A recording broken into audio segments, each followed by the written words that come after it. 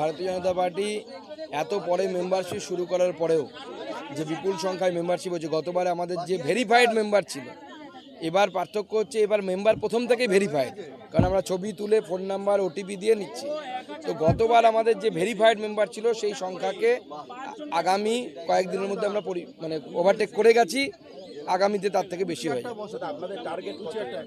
তো টার্গেট আমরা 1 কোটি রেখেছি, কিন্তু 1 কোটির জন্য লম্বা টাইম দরকার, আমরা কতটা টাইম পারবো আমরা জানি না, নাহলে পরে আমরা করে ফেলতে পারবো। এখন যে স্পিডে এগোচ্ছে, গতকালও আমাদের প্রায় 70 লাখ মেম্বার হয়েছে, এবং সেক্ষেত্রে 3খানা লোকসভাতে কিন্তু মেম্বারশিপ বন্ধ ইন্টারনেট না থাকার জন্য, জঙ্গিপুর, বহরমপুর এবং মুর্শিদাবাদ, এই 3টে বাদ দিয়ে গতকাল 70 লাখ মেম্বারশিপ হয়েছে।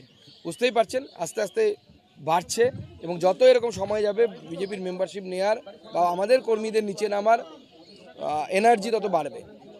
পাশাপাশি রাজ্যে যে শাসক দলের মধ্যে